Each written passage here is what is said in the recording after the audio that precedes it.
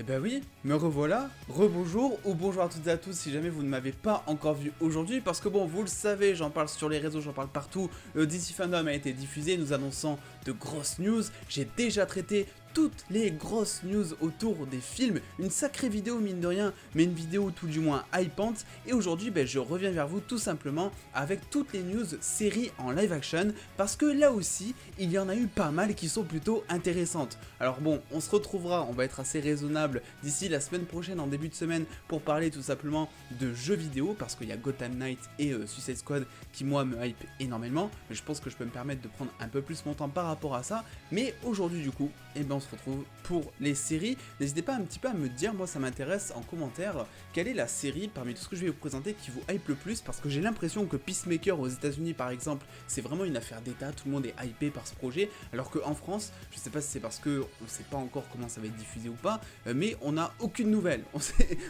on n'en entend pas parler, personne n'en parle de manière hypée, donc dites-moi si vous ça vous intéresse, et nous c'est parti, parce que on a quand même pas mal de choses à dire.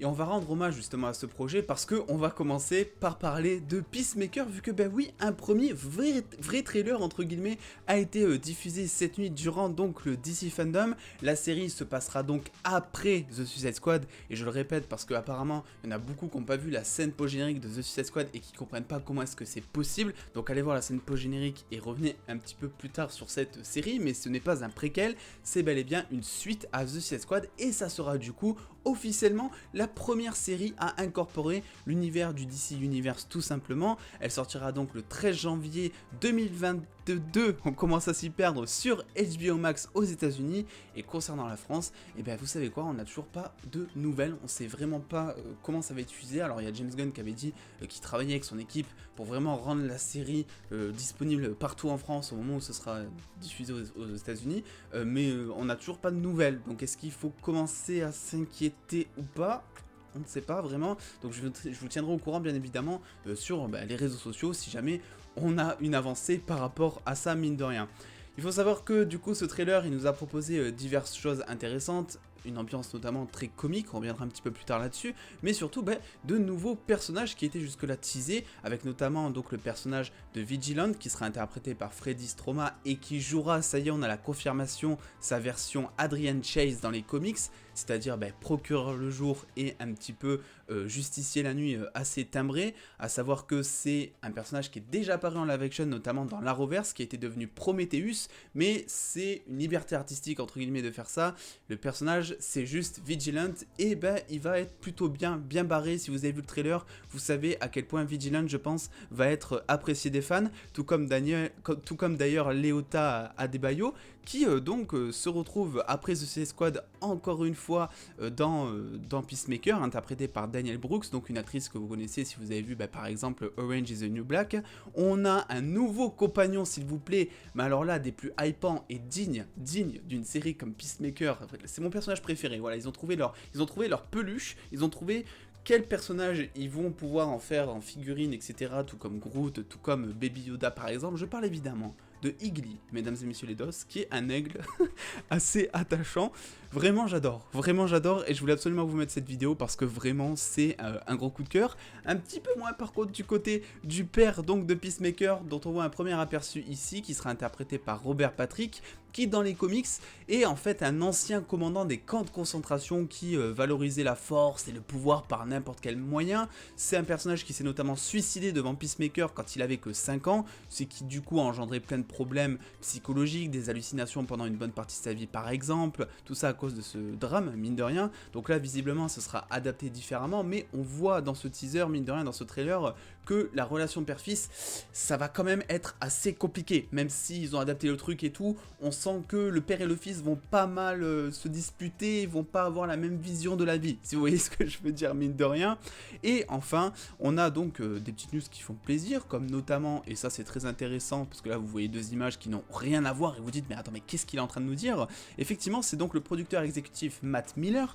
qui a déclaré que cette série était comme The Office, donc en termes d'ambiance, vu que apparemment apparemment ça va rire pas mal sur le lieu de travail, c'est comme ça qu'il l'a vendu, mais du coup version super héroïque avec beaucoup plus de violence. J'ai hâte de voir ça, monsieur Matt, monsieur producteur exécutif, j'ai hâte de voir ça parce que The Office est une de mes séries préférées, donc là j'avoue qu'il a quand même vendu un sacré truc, donc on verra si c'est digne d'être comparé à cette série mine de rien. Et voilà, c'est un petit peu tout ce qu'on a de nouveau concernant Peacemaker. Si ça vous intéresse, je ferai un tout savoir pour rentrer dans les détails de chaque personnage, etc. Mais vu que la plupart viennent notamment de The Suicide Squad, je trouve pas vraiment ça très utile. Vous avez déjà la plupart des informations ici.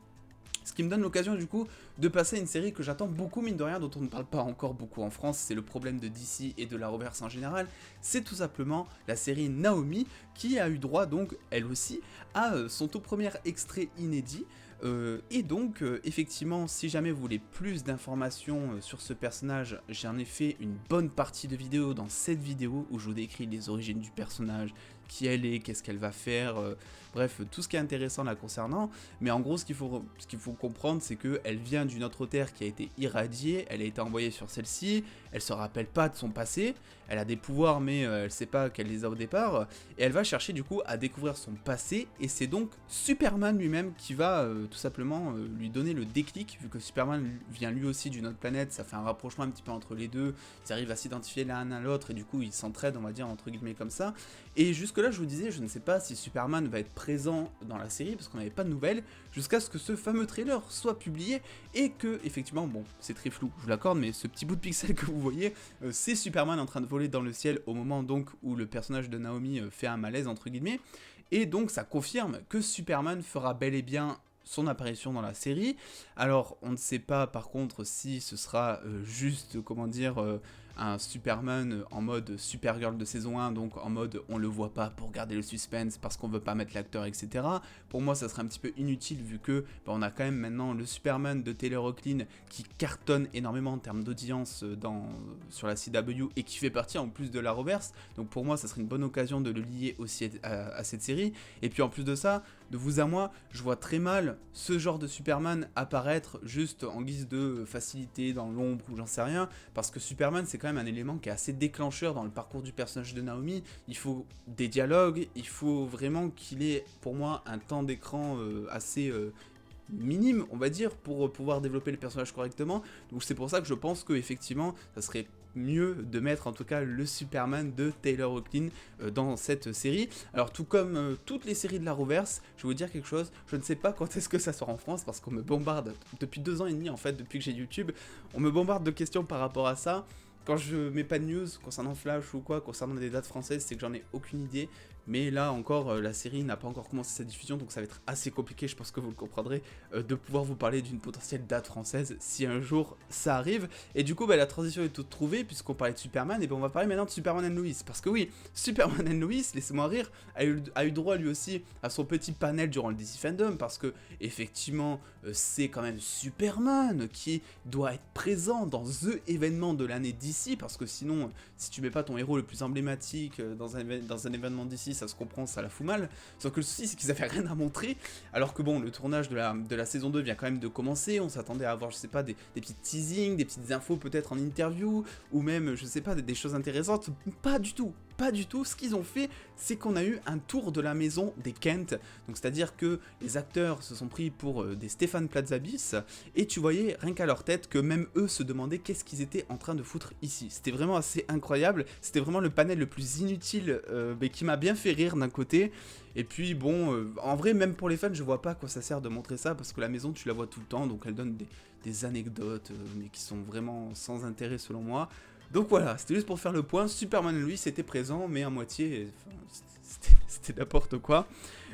C'était bien mieux d'ailleurs le panel des 20 ans de Smallville, même si on n'a rien eu de plus on va dire, et bien au moins on a eu les acteurs qui revenaient, on a eu de la nostalgie, des mots d'acteurs, des exclus avec des anecdotes de tournage, et ça c'était plutôt mieux plaisant je trouve, je sais pas ce que vous en pensez, mais ça a été mon cas. Et enfin quelque chose qui moi me hype fortement mine de rien, c'est une nouvelle série, je n'en avais pas entendu parler mine de rien, je sais pas quand est-ce que ça a été lancé, c'est tout simplement DMZ, alors DMZ plutôt, ou DMZ c'est comme vous voulez, qui raconte l'histoire d'une Amérique qui est vraiment en deuxième guerre civile. Ça se passe en pleine zone démilitarisée, pardon, une rébellion qui se soulève d'un coup, il y a un gros dictateur et donc la rébellion elle va aller contre ce dictateur pour le stopper tout simplement. C'est réalisé donc par donc la même réalisatrice que Naomi, tout simplement Ava DuVernay, je vais arriver à le dire.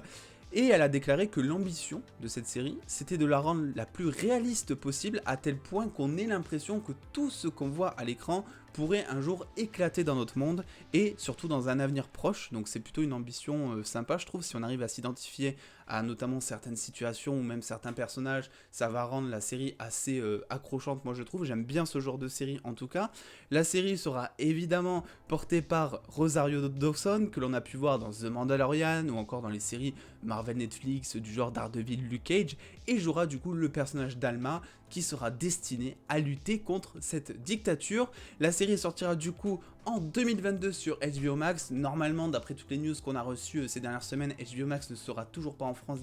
ne sera toujours pas disponible en France d'ici 2022. Donc, soit ils trouvent un autre moyen encore de nous diffuser les séries qui sont sur HBO Max, ça commence à être relou cette histoire, soit tout simplement, eh bien on se débrouille. Voilà, je pense que beaucoup d'entre vous vont vouloir se débrouiller, que ce soit pour cette série ou pour plein d'autres séries, n'est-ce pas? On attend HBO Max d'une puissance ici, c'est incroyable. Et enfin, pour parler, avant de parler renouvellement, parce qu'il y a plein de séries qui ont été renouvelées, on va parler de Flash, sa saison 8, parce que c'est vrai que je m'attendais à voir un teaser ou quelque chose, notamment par rapport, je sais pas, par exemple, au crossover Armageddon qui arrive, qui est le prochain gros crossover de la Reverse, peut-être le dernier d'ailleurs où Flash apparaît, vu qu'il y a de grosses rumeurs qui disent que la saison 8 serait la dernière du personnage, mais non, on n'a rien eu de tel, mais on a quand même pu se régaler avec tout simplement un petit poster qui nous ont teasé, qui nous ont même d'ailleurs dévoilé les bottes dorées de Flash, donc les bottes du costume emblématique de Flash dans les comics. Bon, on le savait déjà, parce qu'il y avait déjà des news qui en parlaient, les acteurs l'avaient déjà dévoilé en interview, il y a même eu les photos de tournage, etc. Mais c'est la première fois qu'on les voit d'aussi bonne qualité, d'aussi près, d'aussi stylé même, parce que le poster est plutôt cool, moi je trouve. Et bon, évidemment, on sait rien de plus. Il est certain, je pense, selon moi, que les bots permettront d'avoir de nouvelles capacités pour Flash. À chaque fois qu'il a un petit upgrade de costume, même la dernière fois, c'était son masque qu'il pouvait mettre de manière un peu Tony Stark nanoparticule. Là, je sais pas si vous voyez, bah, c'était un upgrade. Donc, je pense que pour les bots, ça sera un petit peu similaire. Il y aura quelque chose qui donnera un petit cheat code parfois, peut-être aller plus vite, peut-être bondir plus haut, je sais pas vraiment ce que ça peut donner, mais je pense pas que ce soit juste esthétique dans la série, et ça va être adapté en mode 2021 avec très certainement un petit tour de Cisco à distance qui a fait un truc dessus assez cool, assez sympa. Donc voilà, et pour tout vous dire, non, je ne sais toujours pas quand est-ce que la saison 7 de Flash est diffusée en français.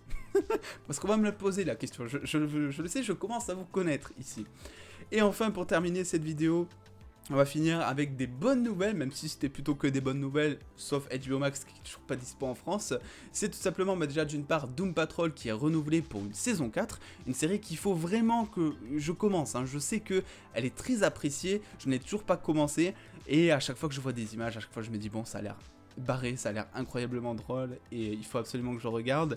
Titans, renouvelé pour une saison 4 pour notre plus grand plaisir, et enfin Pennyworth, qui continuera sa diffusion sur HBO Max cette fois, et renouvelé pour une saison 3. Voilà, toutes ces news font plaisir si vous êtes un gros fan hardcore des séries d'ici, notamment si vous regardez un petit peu tout. Je pense que votre année risque d'être assez chargée, parce qu'avec toutes les séries de la Reverse qui commencent, là il y a Batwoman qui a commencé la diffusion de sa 3e saison, il y a de ça maintenant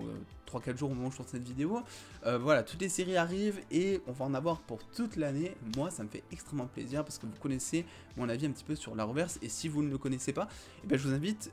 à activer la cloche, parce que tout à l'heure il y a une vidéo qui sort où je vous donne justement mon avis global sur la Reverse dessus, ce que j'en pense en positif, en négatif, et ce que j'en dégage de tout ça. Bref, en attendant, c'est tout pour aujourd'hui, mine de rien, on a pas mal taffé, mais c'était trop bien. Vraiment, je me confie à vous, c'était vraiment trop cool de pouvoir faire toutes ces vidéos, de sauter sur la hype, et de faire ces vidéos tout en étant hypé aussi. Ça me permet de moi d'être réactif ce genre de format et c'est plutôt cool je trouve parce que bah, je suis plutôt content de tout ce que je vous annonce mine de rien. Au moins j'attends pas 3 jours et au moins peut-être que vous apprenez des trucs aussi grâce à moi, je ne sais pas si vous avez pas vu ça ailleurs. Mais dans tous les cas, moi ça me permet d'évacuer ma hype et donc bah, je suis content. Voilà, c'est tout ce que je voulais dire, je suis content. N'hésitez pas du coup, comme je vous l'ai dit, à tout simplement aller sur mes réseaux sociaux, activer la cloche des notifications parce qu'il y a encore plein de vidéos qui arrivent, notamment je vous l'ai dit sur les jeux vidéo, Gotham Knight et Suicide Squad qui arriveront d'ici, je sais pas, mardi, mercredi, un délire comme ça. Et puis en attendant les dos, prenez soin de vous, faites-vous bien kiffer comme toujours, des bisous les dos.